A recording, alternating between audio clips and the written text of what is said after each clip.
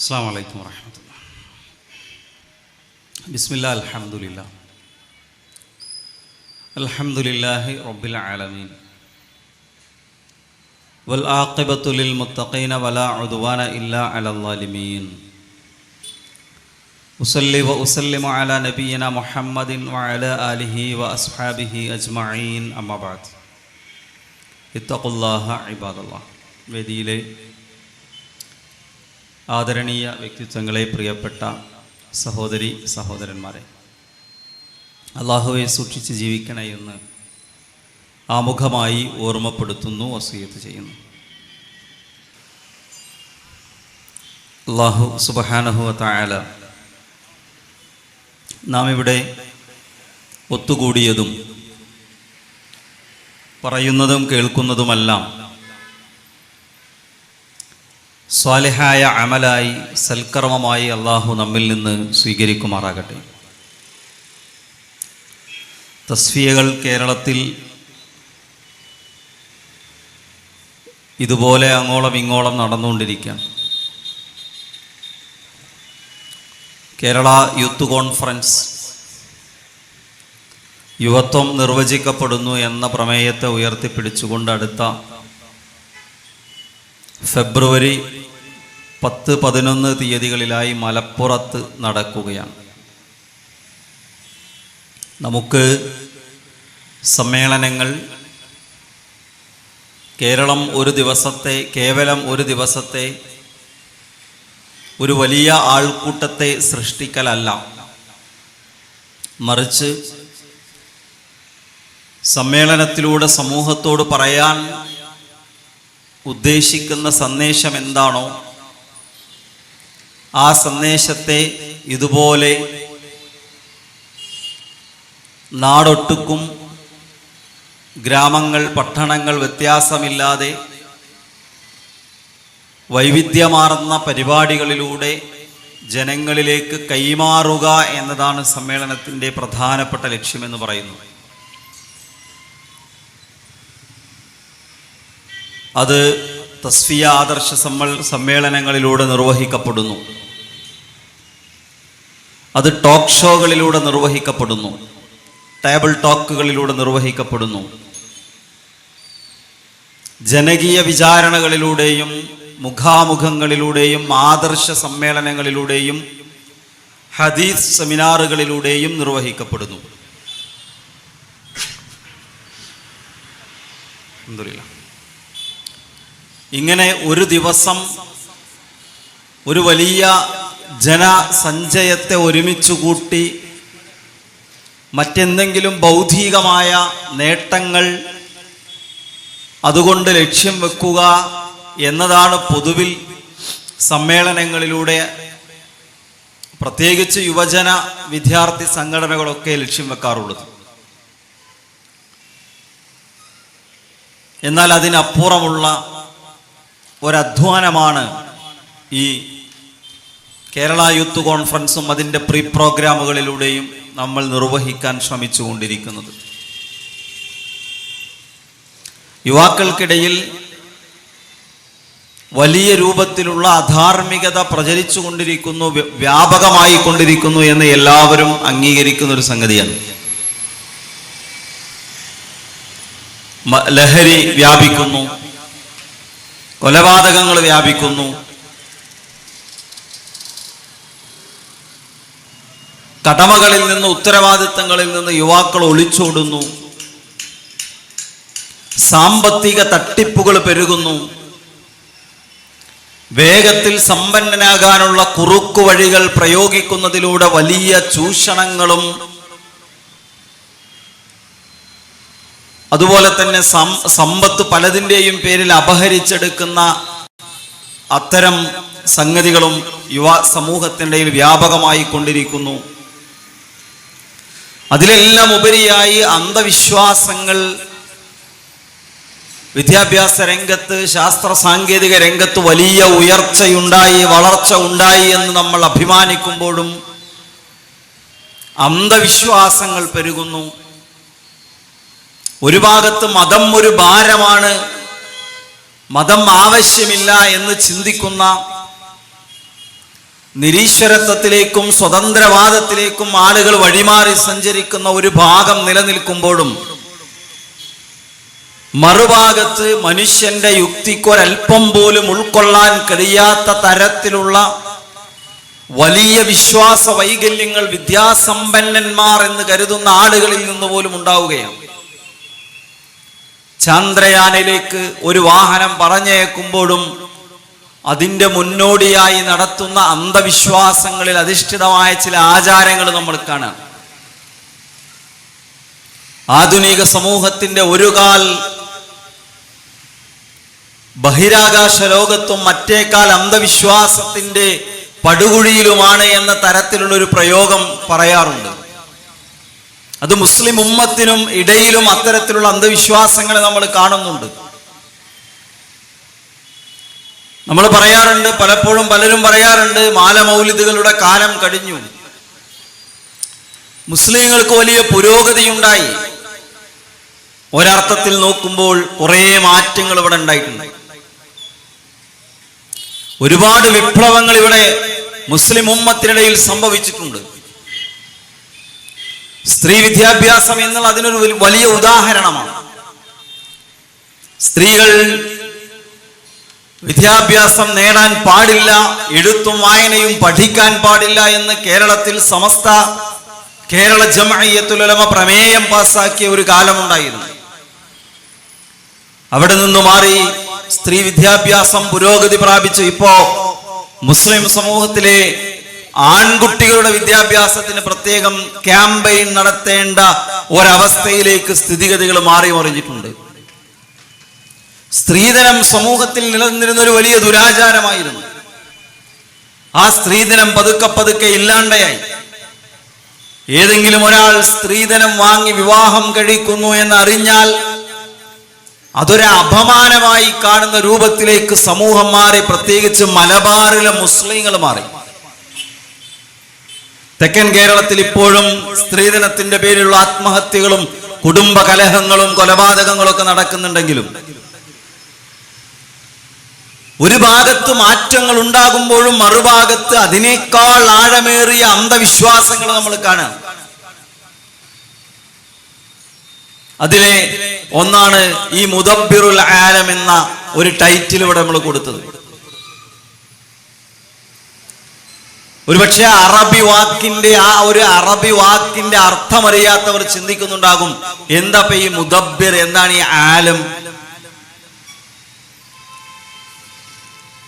നിയന്താവ്, പരിപാലകൻ, നിയന്ത്രിക്കുന്നവൻ എന്നൊക്കെയാണ് മുദബ്ബിർ എന്ന വാക്കിന്റെ അർത്ഥം. ആലം എന്ന് പറഞ്ഞാൽ ലോകം എന്നാണ്. കേരളത്തിലെ മുസ്ലിങ്ങൾക്കിടയിൽ അള്ളാഹുവാണ് ലോകം നിയന്ത്രിക്കുന്നത് എന്ന് പഠിപ്പിക്കാൻ വേണ്ടി ഒരു പ്രഭാഷണം സംഘടിപ്പിക്കേണ്ടി വരിക എന്ന് പറയുന്നത് ഈ സമുദായത്തിന് സംഭവിച്ച ഏറ്റവും വലിയ അധോഗതിയാണ്. ഈ പ്രപഞ്ചത്തെ നിയന്ത്രിക്കുന്നവൻ അള്ളാഹു ആണ് എന്ന് പഠിപ്പിക്കാൻ മുസ്ലിം സമുദായത്തിനകത്തൊരു ക്യാമ്പയിൻ സംഘടിപ്പിക്കേണ്ടി വരിക എന്ന് പറയുന്നത് നമുക്ക് സംഭവിച്ച ഏറ്റവും വലിയ അധപ്പതനമാണ്.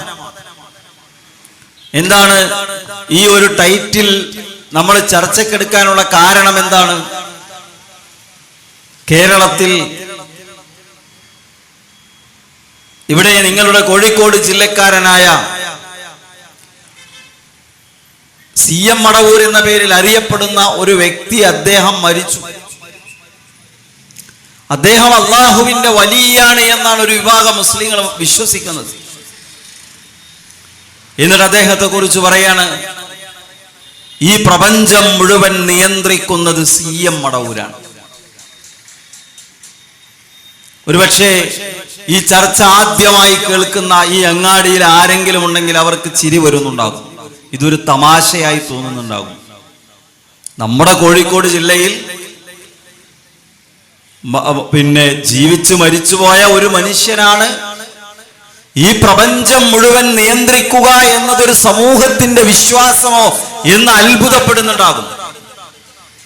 എന്നാൽ സഹോദരങ്ങളെ, ഇത് യാതൊരു മടിയും കൂടാതെ പറയാൻ കഴിയാവുന്ന ആളുകളാണ് ഇവിടെ ഉള്ളത്. ഇവിടുത്തെ സൂഫി ത്വരീഖത്തുകാരുടെ കാലങ്ങളായിട്ടുള്ള വിശ്വാസമാണ് റിജാലുൽ ഗൈബാണ്, അർവാഹകളാണ്, മരിച്ചുപോയ മഹാത്മാക്കളുടെ അർവാഹകളാണ്, ആത്മാക്കളാണ് ഈ പ്രപഞ്ചത്തെ നിയന്ത്രിക്കുന്നത് എന്ന അള്ളാഹുവിൽ പങ്കു ചേർക്കുന്ന ശിർക്കൻ വിശ്വാസം ഇവിടെ വെച്ചു പുലർത്തുക എന്ന്. അത് കേരളത്തിൽ പണ്ടും നിലനിന്നിരുന്നു.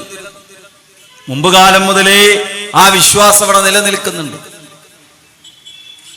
അതാണ് ഖുത്ബ് ഔസ് എന്നൊക്കെ പറയുന്ന പ്രയോഗത്തിലൂടെ കേരളത്തിലെ മുസ്ലിങ്ങളെ പഠിപ്പിച്ചിരുന്നത്. ഇവിടുത്തെ റാത്തീബുകളിലും മാലകളിലും മൗലിദുകളിലും നിലനിന്നിരുന്നത് ഖുതുബിയ്യത്ത് റാത്തീബ് പറഞ്ഞ റാത്തീബ് ഉണ്ട്. എന്താ ഖുതുബിയ്യത്ത്? ഖുതുബിനെ സംബന്ധിച്ച റാത്തീബാണ്. ആരാണ് ഖുതുബ്? മുഹീദ്ദീൻ ശൈഖ് റഹിമഹുല്ല ഈ പ്രപഞ്ചത്തിന്റെ ഖുതുബാണ്, അച്യുതണ്ടാണ്. ഇതെല്ലാം അദ്ദേഹത്തെ കേന്ദ്രീകരിച്ചാണ് ഇതൊക്കെ നിർവഹിക്കപ്പെടുന്നത് എന്ന വിശ്വാസമാണ് ഖുതുബും ഔസൊക്കെയുള്ള വിശ്വാസം എന്ന് പറയുന്നത്.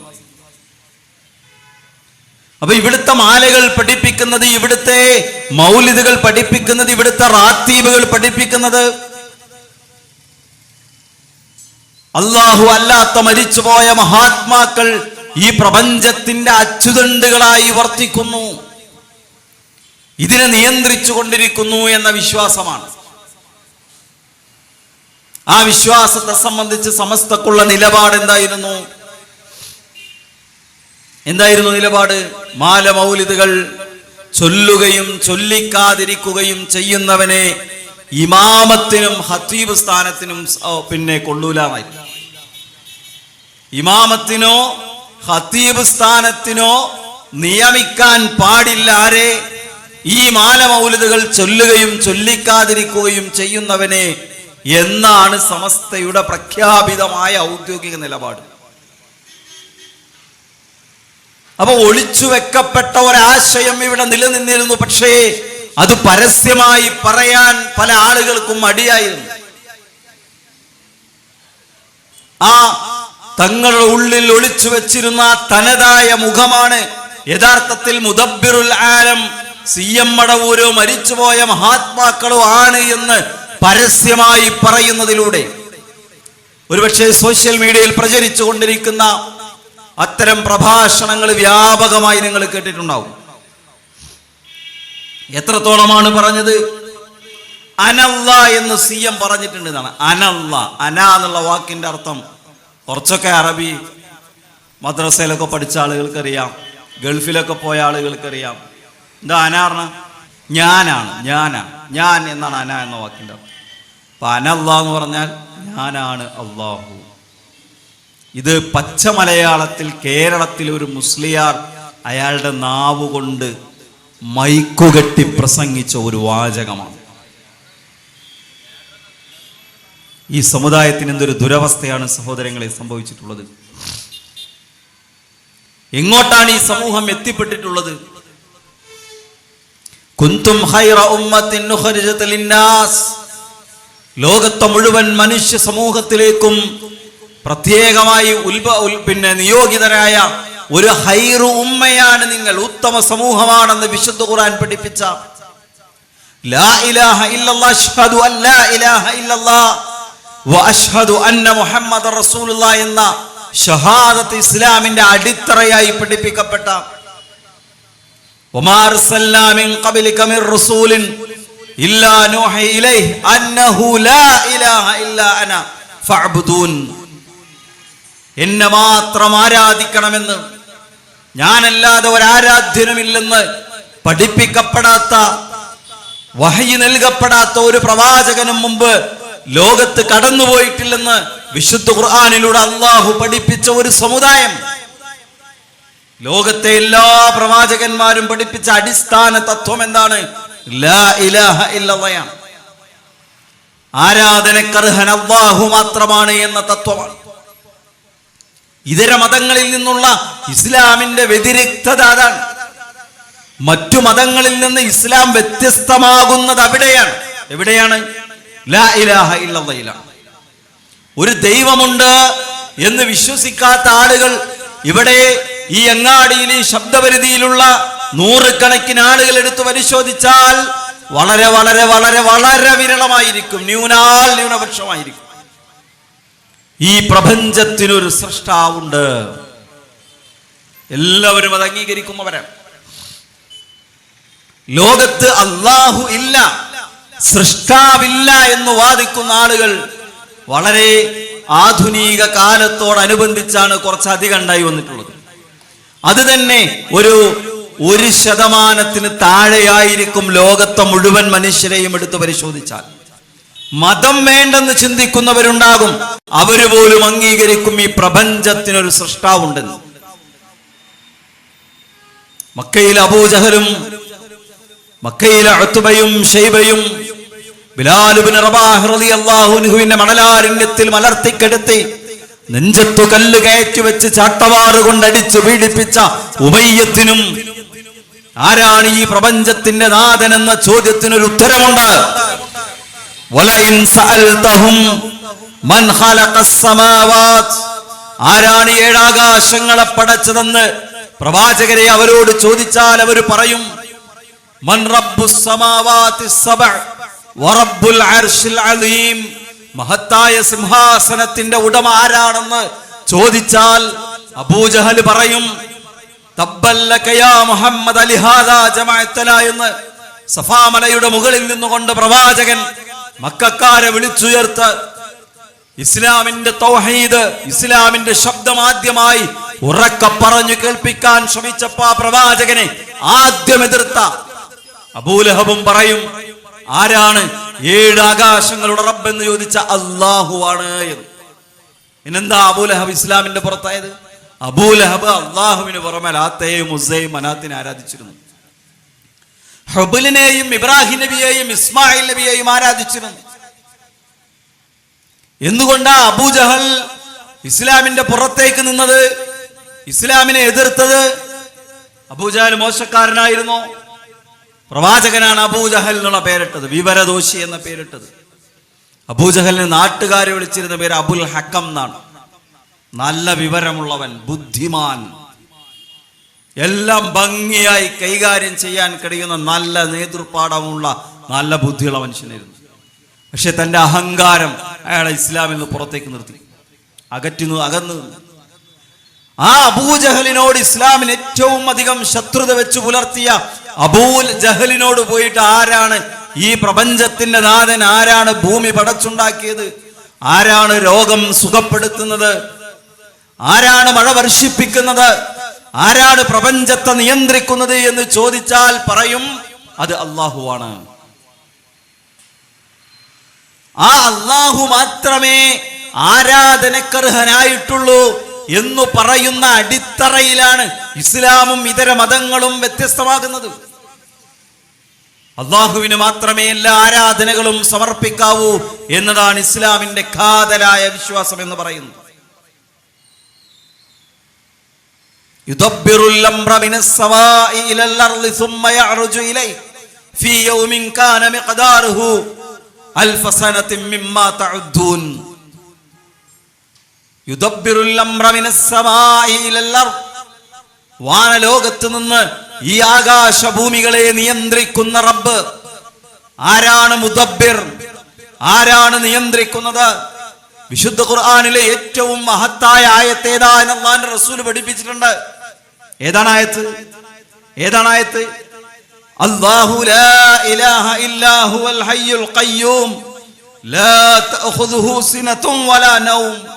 അല്ലാഹു ലാ ഇലാഹ ഇല്ലാ ഹുവൽ ഹയ്യുൽ ഖയ്യൂം, എന്നെന്നും ജീവിക്കുന്നവനും എല്ലാം സർവനിയന്താവുമായിട്ടുള്ള അല്ലാഹു അല്ലാതെ ആരാധനക്കർഹനായി മറ്റാരുമില്ല. എല്ലാം നിയന്ത്രിക്കുന്നവനാരാ? അല്ലാഹുവാണ്. ഇസ്ലാമിന്റെ അടിത്തറയിലാണ് ഇവിടെ പിഴവ് സംഭവിക്കുന്നത്. കഴിഞ്ഞുപോയ വിഗ്രഹാരാധക സമൂഹങ്ങളിൽ പലർക്കും തൗഹീദിന്റെ ഉലൂഹിയത്തിലാണ് പിഴച്ചിട്ടുണ്ടായിരുന്നത്. എന്നാൽ അതിന്റെ റുബൂബിയത്തിൽ അവർ പലർക്കും ശരിയായ ദിശയിലാണ് അവർ ഉണ്ടായിരുന്നത്. പ്രപഞ്ചത്തിനൊരു നാഥനുണ്ട് എന്ന, അവൻ ഏകനാണ് എന്ന വിശ്വാസം പലർക്കും ഉണ്ടായിരുന്നു. ഇവിടെ അള്ളാഹുവാണ് പ്രപഞ്ചത്തെ നിയന്ത്രിക്കുന്നത്, അള്ളാഹുവാണ്. റുബൂബിയ്യത്തിലുള്ള വിശ്വാസം എന്ന് പറഞ്ഞാൽ 3 കാര്യങ്ങൾ ഉൾക്കൊണ്ടതാണ്. ഖൽഖ്, മുൽക്ക്, തദ്ബീർ. 3 കാര്യങ്ങളിൽ വിശ്വസിക്കുമ്പോഴാണ് അള്ളാഹുവിന്റെ റുബൂബിയ്യത്തിലെ വഹദാനിയത്തിലുള്ള വിശ്വാസം ശരിയാകുന്നത്, തൗഹീദിന്റെ ഒരു മർമ്മം ശരിയാകുന്നത്. അത് ഖൽഖാണ്, ഒന്ന് സൃഷ്ടിപ്പ്. എന്താ അങ്ങനെ പറഞ്ഞാൽ? സൃഷ്ടാവ് അള്ളാഹുവാണ്, അല്ല സൃഷ്ടാവ് അള്ളാഹു മാത്രമാണ് എന്ന വിശ്വാസം. 2 മുൽക്കാൻ, ഈ പ്രപഞ്ചമഖിലവും ഇതിലുള്ള എല്ലാ സൃഷ്ടിചരാചരങ്ങളും ആ അള്ളാഹുവിൻ്റെതാണ് എന്ന വിശ്വാസം. അവനാണ് എല്ലാറ്റിൻ്റെയും ഉടമയായിട്ടുള്ളവൻ, അല്ല ആ അള്ളാഹുവിൻ്റെതു മാത്രമാണ് എന്ന വിശ്വാസം. അവൻ അതിൽ ഏകനാണ്. ഇതിന്റെ മുൽക്കിൽ അള്ളാഹു ഏകനാണ്, അഹദാണ്. 3-മത്തതോ തദ്ബീറിലുള്ള വിശ്വാസമാണ്. ഈ പ്രപഞ്ചമഖിലവും നിയന്ത്രിക്കുന്നത്, പരിപാലിക്കുന്നത്, ഇതിനെ ഒരു നിലക്കുമുള്ള കൂട്ടിമുട്ടലുകളില്ലാതെ വ്യവസ്ഥാപിതമായി ഇതിങ്ങനെ നയിച്ചു കൊണ്ടുപോകുന്ന, നിയന്ത്രിച്ചു കൊണ്ടുപോകുന്നത് അള്ളാഹുവാണ്, അല്ല അള്ളാഹു മാത്രമാണ് എന്ന വിശ്വാസമാണ് റുബൂബിയ്യത്തിന്റെ ഏറ്റവും പ്രധാനപ്പെട്ട ഒരു ഭാഗം. അവിടെയാണ് പിഴവ് പറ്റിയിട്ടുള്ളത്. ഞാൻ പറയുന്ന സുഹൃത്തുക്കളെ, നമ്മൾ പറയുന്നതിന്റെ മർമ്മം നിങ്ങൾക്ക് മനസ്സിലാവേണ്ടതാണ് വിശ്വസിക്കുന്നത്. 5 നേരത്തെ നമസ്കാരം ഉമ്മഹാത്തുൽ ഇബാദയിൽ പെട്ടതാണ്, ഏറ്റവും പ്രധാനപ്പെട്ട ആരാധനയാണ്. സകാത്ത് എന്ന് പറയുന്നത് ഇസ്ലാമിന്റെ അടിത്തറയിൽപ്പെട്ടതാണ്, പ്രധാനപ്പെട്ട ആരാധനകളിൽപ്പെട്ടതാണ്. നോമ്പും ഹജ്ജും ഏറ്റവും സുപ്രധാനമായ ആരാധനകളിൽപ്പെട്ടതാണ്. എന്നാൽ അതിനേക്കാൾ പ്രധാനപ്പെട്ട സംഗതിയാണ് ഇതൊക്കെ സ്വീകരിക്കാൻ ഒരു മനുഷ്യന്റെ അഖീദ ശരിയാവുക എന്നത്, ഒരു മനുഷ്യന്റെ തൗഹീദ് ശരിയാവുക എന്നത്. ഞാൻ പറയുന്നത് നമസ്കരിക്കാതിരിക്കുന്നതിനേക്കാൾ 1000 ഇരട്ടി അപകടമാണ്. CM മടവൂര് മുദബ്ബിറാണ് എന്ന് പറയുന്ന വാദം. സകാത്ത് നൽകുന്നതിനേക്കാൾ അത് ചെറിയ തെറ്റാണോ? അല്ല, ഗൗരവമുള്ള തിന്മയാണ്. എന്നാൽ അതിന്റെ 1000 മടങ്ങ് ഗൗരവമുള്ള സംഗതിയാണ്. മരിച്ചുപോയ മഹാത്മാക്കളാണ് ഈ പ്രപഞ്ചത്തിന്റെ നിയന്ത്രണത്തിൽ പങ്കുവഹിക്കുന്നത് എന്ന് പറയുന്ന വിശ്വാസം അതിനേക്കാൾ എത്രയോ അപ്പുറം ഗൗരവമുള്ളതാണ്. ഇമാം മുസ്ലിം ഉദ്ധരിക്കുന്ന ഒരു ഹദീസുണ്ട്, ഒരു പക്ഷെ നിങ്ങൾ കേട്ടിട്ടുണ്ടാവും. എന്തറിയോ? ഒരു മനുഷ്യനെ അള്ളാഹു വിചാരണക്ക് കൊണ്ടുവരും. ആ വിചാരണക്ക് കൊണ്ടുവരുമ്പോ അയാളുടെ അടുത്ത് 99 രേഖകളുണ്ടാവും, സിജില്ലത്തുണ്ടാകുന്നതാണ് ഹദീസ്. 99 രേഖ. ഓരോ രേഖയുടെയും വലിപ്പം എത്ര ഉണ്ടാവും എന്നറിയോ? മദ്ദൽ ബസ്വർ എന്നാണ്, കണ്ണെത്താ ദൂരത്തോളം ഉണ്ടാകും. അങ്ങനത്തെ 99 രേഖ. ആ 99 രേഖയിലുമുള്ളത് അയാൾ ചെയ്തു കൂട്ടിയ തിന്മകളാണ്, തെറ്റുകളാണ്, കുറ്റങ്ങളാണ്. അതിങ്ങനെ നിവർത്തുമ്പോൾ അയാൾ വിചാരിക്കും ഞാൻ നരകത്തിലേക്ക് പോകും, ഉറപ്പാണ്. ഹദീസിൽ കാണാം ഫതുഖ്റജുൽ ബിത്വാഖ. അപ്പൊ ഒരു കാർഡ് പുറത്തെടുക്കുന്നതാണ്, ഒരു ബിത്വാഖ പുറത്തെടുക്കും അല്ലാഹു സുബ്ഹാനഹു വ തആല. എന്നിട്ട് പറയും ഇന്ന് അനീതിയില്ല, ഇന്ന് നീതിയുടെ ദിവസമാണ്. തിന്മയുടെ തട്ടിലേക്ക് 99 കർമ്മരേഖകൾ വെക്കുമ്പോ ആ തിന്മയുടെ തട്ടുകൾ താഴും. നന്മയുടെ തട്ടിലേക്ക് ഈ ഒരു ബിത്വാഖ, ഒരു കാർഡ് വെക്കുമ്പോ അതിന് താന്നിട്ട് തിന്മയുടെ തട്ടാണ് പൊന്തും. അപ്പൊ നന്മ കൂടുതലായി. അള്ളാഹു അയാളോട് പറയും ഉദ്ഖുലിൽ ജന്ന, നീ സ്വർഗത്തേക്ക് പോയിക്കോ. അഥവാ ആ കാർഡിലുള്ള ഒറ്റ നന്മ കൊണ്ട് അയാൾ ചെയ്തു കൊടുത്ത എല്ലാ തിന്മകളും അള്ളാഹു നിരുപാധികം മഅഫൂ ചെയ്തു കൊടുത്തു, പുറത്തു കൊടുത്തു. അതെല്ലാവർക്കും കിട്ടിക്കൊള്ളണമെന്നില്ല. ചില ആളുകൾക്ക് അങ്ങനെയാണ്. തൗബ ചെയ്യാതെ തന്നെ ചിലപ്പോൾ അള്ളാഹു സുബ്ഹാനഹു വ തആല എല്ലാം പുറത്തു കൊടുക്കും. അള്ളാഹു സുബ്ഹാനഹു വ തആല നമ്മുടെ തിന്മകളൊക്കെ ആ നിലക്ക് പുറത്തു കിട്ടുന്നവരിൽ, വിട്ടുവീഴ്ച ചെയ്തു കിട്ടുന്നവരിൽ നമ്മെ എല്ലാവരെയും ഉൾപ്പെടുത്തുമാറാകട്ടെ. വലിയൊരു സൗഭാഗ്യമാണ്. ആ കാർഡിൽ എന്താ എഴുതിയിട്ടുള്ളതെന്നറിയോ? ഒരു റിവായത്തിൽ കാണാം ലാ ഇലാഹ ഇല്ലല്ലാഹ്, വേറെ റിവായത്തിൽ കാണാം അഷ്ഹദു അല്ലാ ഇലാഹ ഇല്ലല്ലാഹ് വ അഷ്ഹദു അന്ന മുഹമ്മദർ റസൂലുള്ളാഹ്. അഥവാ അയാളുടെ ലാ ഇലാഹ ഇല്ലല്ലാഹ് ശരിയായതുകൊണ്ട്, അയാളുടെ അഖീദ ശരിയായതുകൊണ്ട്, അയാൾ ചെയ്തു കൂട്ടിയ എല്ലാ പ്രവർത്തനങ്ങളും, എല്ലാ തിന്മകളും അല്ലാഹു സുബ്ഹാനഹു വ തആല അയാൾക്ക് പുറത്തു കൊടുക്കാൻ, നിരുപാധികം പുറത്തു കൊടുക്കാൻ. എന്നിട്ട് റബ്ബ് അയാളോട് സ്വർഗത്തിലേക്ക് പോയിക്കോളാൻ പറയാം. സുഹൃത്തുക്കളെ, മറ്റു തിന്മകളൊക്കെ പൊറുക്കപ്പെട്ടേക്കാം. അഖീദയിലുള്ള അപകടം എന്ന് അബദ്ധം എന്ന് പറയുന്നത്, അഖീദയിലുള്ള തെറ്റെന്ന് പറയുന്നത്, വിശ്വാസത്തിലുള്ള പിഴവെന്ന് പറയുന്നത് മനുഷ്യനെ അനന്തമായി ശാശ്വതമായി നരകാഗ്നിയിൽ കിടക്കാൻ കാരണമാകുന്ന തിന്മയാണ് തൗഹീദിലെ തിന്മ എന്ന് പറയുന്നത്. അതുകൊണ്ട് തൗഹീദ് ശരിയാകണം. ഈ ലോകം മുഴുവൻ പടച്ചു പരിപാലിക്കുന്നവൻ അല്ലാഹു മാത്രമാണ് എന്ന വിശ്വാസമാണ് ഇസ്ലാമിന്റെ തൗഹീദ്.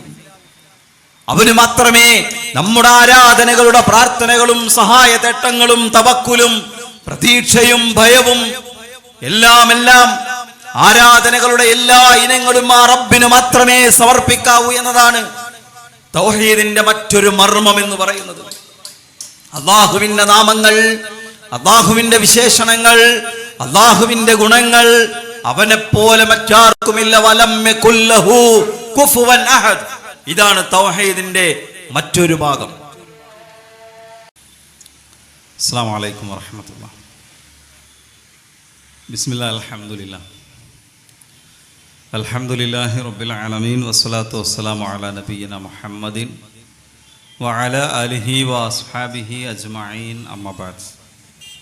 ഞാൻ എൻ്റെ സംസാരം ദീർഘിപ്പിക്കാതെ കുറഞ്ഞ സമയത്തിനകം അവസാനിപ്പിക്കുകയാണ് ഇൻഷാ അല്ലാഹ്. ഇവിടെ നമ്മൾ പറഞ്ഞത് അല്ലാഹു സുബ്ഹാനഹു വ തആല മനുഷ്യൻ ചെയ്ത തിന്മകൾ എത്ര ഉണ്ടെങ്കിലും അത് പുറത്തു കൊടുത്തേക്കാം. എന്നാൽ അടിസ്ഥാന വിശ്വാസത്തിൽ സംഭവിക്കുന്ന പിഴവുകൾ അല്ലാഹു ഒരിക്കലും പൊറുക്കുകയില്ല. തൗഹീദ് ശരിയാണെങ്കിൽ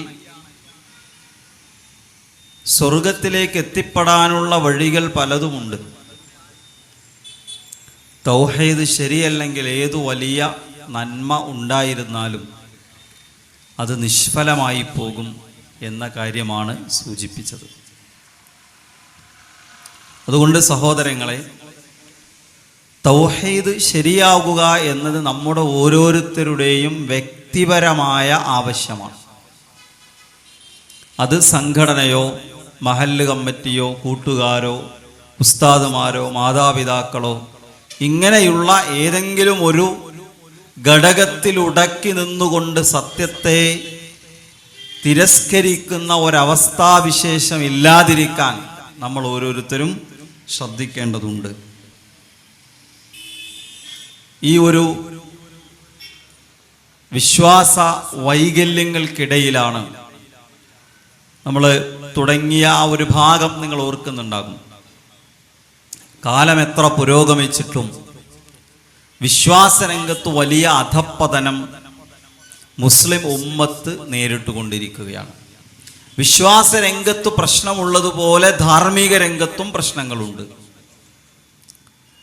ഇവിടെ മദ്യപാനം പെരുകുന്നു, കൊലപാതകങ്ങൾ പെരുകുന്നു, മാതാപിതാക്കൾ വൃദ്ധസദനങ്ങളിൽ എറിയപ്പെടുന്നു, സാമ്പത്തിക തട്ടിപ്പുകൾ നടക്കുന്നു, കുടുംബ ബന്ധങ്ങൾ ശിഥിലമാകുന്നു.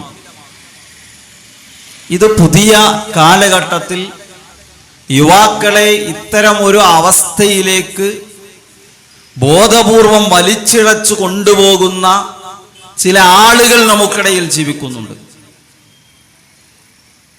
മദ്യപാനം പെരുകുന്നത് വെറുതെയല്ല. ഇവിടുത്തെ എല്ലാ മദ്യഷോപ്പുകൾ അടച്ചുപൂട്ടിയാലും ശക്തമായ നിയമങ്ങൾ കൊണ്ട് മദ്യപാനത്തെ നിയന്ത്രിച്ചാലും ഇവിടെ വളർന്നു വരുന്ന തലമുറ ലഹരിയുടെ പുതിയൊരു വഴി തേടി കണ്ടെത്തും. അതിന്റെ കാരണം എന്താണെന്നറിയാമോ? ഈ യുവസമൂഹത്തെ നയിക്കുന്ന ചില ആളുകളുണ്ട്. ഇവിടുത്തെ നിരീശ്വരവാദികളും സ്വതന്ത്രവാദികളുമൊക്കെ ആയിട്ടുള്ള ആളുകൾ, അവർ സമൂഹത്തെ ബോധപൂർവം പറഞ്ഞു പഠിപ്പിക്കുന്ന ചില ആഖ്യാനങ്ങളുണ്ട്, ചില തത്വങ്ങളുണ്ട്.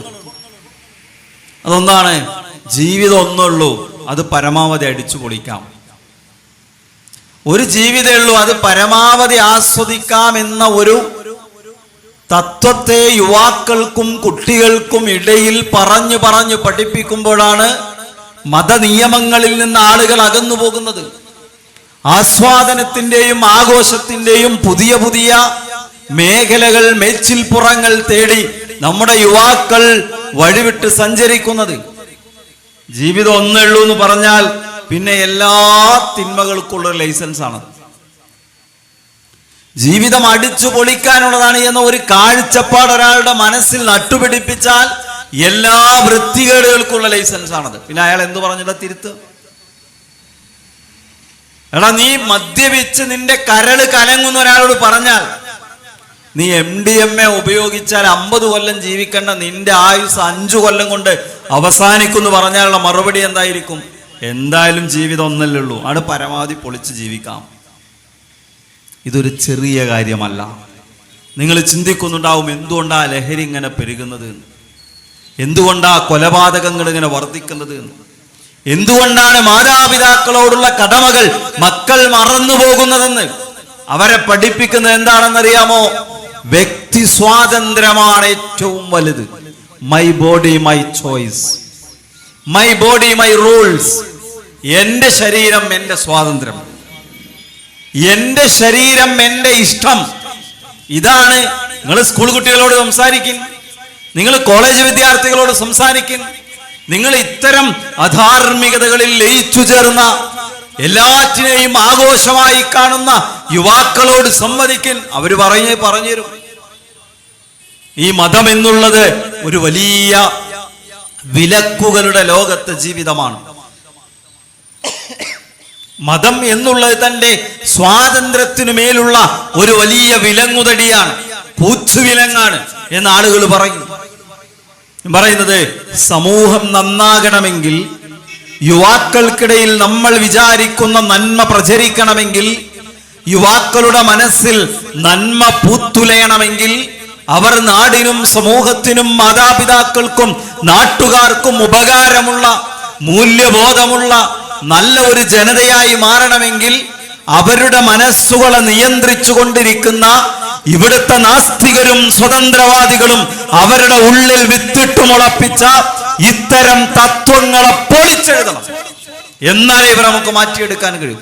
അതാണ് യുവത്വം നിർവചിക്കപ്പെടുന്നു എന്ന തലക്കെട്ട് വെച്ചുകൊണ്ട് കേരള യൂത്ത് കോൺഫറൻസിലേക്ക് നമ്മൾ ഇറങ്ങിയത്. തിരുത്തേണ്ടത് എവിടെയാണ് എന്ന വ്യക്തമായ ബോധം നമുക്കുണ്ടാകണം. ജീവിതം ഒന്നേ ഉള്ളൂ എന്നതിനെയാണ് പൊളിച്ചെഴുതേണ്ടത്. മരണാനന്തരം ഒരു ജീവിതമുണ്ട്.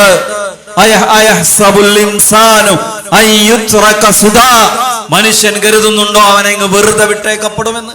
ഒരു ലോകം വേറെ വരാനുണ്ട്. ജീവിതം അടിച്ചു പൊളിക്കാനുള്ളതല്ല.